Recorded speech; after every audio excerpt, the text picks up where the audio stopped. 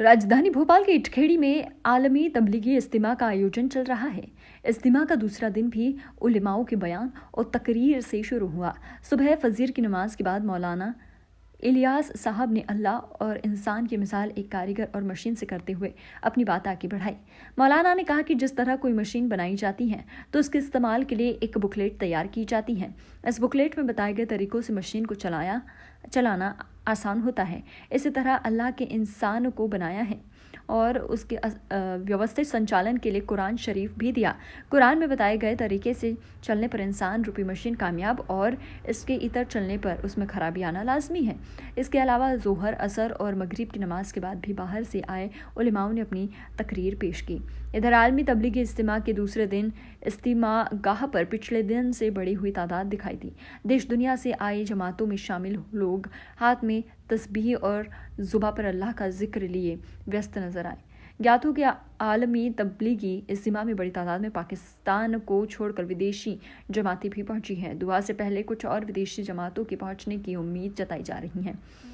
इज्तिमा गाह पर मौजूद बड़े मजमे में लोगों के सामान की गुमशुदगी की हालत भी बन रही है, जिसको व्यवस्थित करने के लिए यहाँ 7 केंद्र स्थापित किए गए हैं। गुमशुदा सामान केंद्रों पर अब तक 150 से ज़्यादा लोगों का सामान पहुंचा है, जिनको तस्दीक के बाद उनके वास्तविक मालिकों को सौंप दिया गया है। शनिवार और रविवार की छुट्टी की वजह से इज्तिमा गाह में हुजूम बढ़ने लगा है।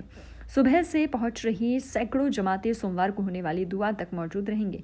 इज्तिमा होने के चलते पुराने शहर के अधिकांश इलाकों में बंद जैसे हालात हैं। हर जगह सन्नाटे पसरे हुए हैं। दूसरे दिन के एतबार से जहाँ तक मुझे इत्तला दी गई है उसमें यह है कि कल से जो मजमा था तकरीबन हमने 1.5 लाख भरा, उससे दुगना हो चुका है।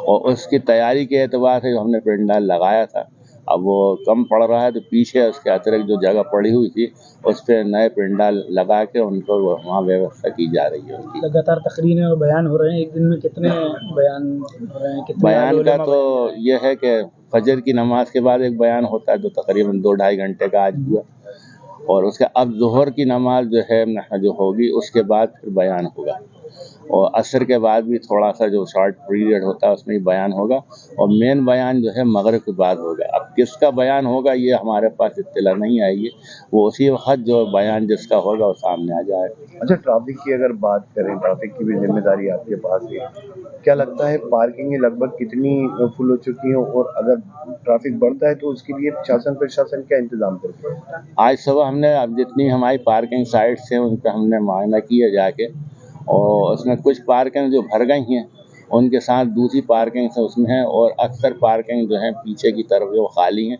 उसमें उन सबको व्यवस्थित कर लिया जाएगा। ऐसी कोई घबराहट की उसकी नहीं है कि व्यवस्था। विदेशी जमातें अभी भी आ रही हैं क्या? विदेशी जमातें हैं, कल तक तो आई थी, आज का भी नहीं मालूम। वहाँ यह है कि वो आ रही हैं और जा भी रहा। कल भी एक बंदा वापस हुआ श्रीलंका का, और आज भी कुछ वापस जाने की संभावना है, तो आते जाते हैं, उनका अपने हिसाब से आते हैं।